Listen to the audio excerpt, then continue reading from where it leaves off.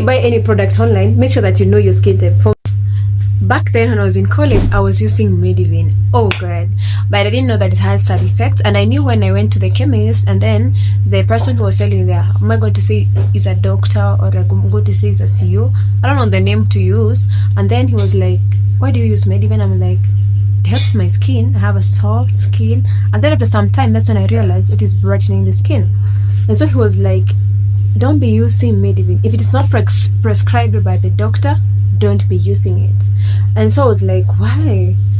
These are some of the side effects of using Medivine. And when I stopped using Medivine, my skin was so much irritated. Like I was scratching my face like this, and then it was whitish, like it was so bad. And then I remember I went back to him and I was like, I told him, you told me to stop using Medivine. What am I supposed to do? Because I'm scratching my face, it's so whitish. Like it was so annoying. And then he was like, do this, stop using the Medivine like I said, and then go use your normal oil that you want to use.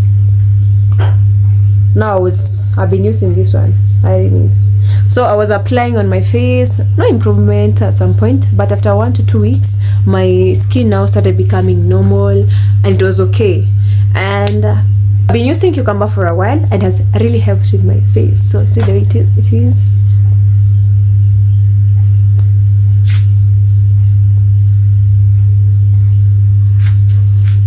And I only use 2 products. I use cucumber and Arimis on my face because I have a dry and sensitive skin. I've used so many products, lotions, even glycerin. I've used so many because I have a dry skin and it is very sensitive, so I cannot just apply anything. So far so good. Cucumber and Arimis are the ones that are working on my face, but if I find any other product that is working on my face, I will use it. But for now, I'm settling with Arimis and cucumber. So I'm not that type of person who sees maybe a product online and tries, because it doesn't work for me. It doesn't work for me. But if you have a dry and sensitive skin, you can share which are some of the products that you're using on your face and they are really working on you. Because for me, give me a rumber. If you have an oily skin and you're using Arimis, you should stop. Oily skin, because you know when you're using this one now, when you're using this one, you see the way it is. It works so good for people who have a dry skin, because the skin will be moisturized all the time. Like right now, you see the way it is. It will be moisturized. But if you have an oily skin, then you add this one, it's not going to do you good. The products that are meant for to dry your skin because it is so oily. We have different types of skin. We have oily, we have dry, we have sensitive, we have normal, and then we have combination. So before you buy any product online, make sure that you know your skin type. For me, mine it is dry, and it is dry and sensitive, so I cannot just apply anything on my face. So if you see any product online and you just go and buy without knowing your skin type, you are doing the wrong thing, because now you'll be like, oh, some people are recommending these products, they are not working so well and everything. The problem is, it's not the product. The problem is you don't know your skin type.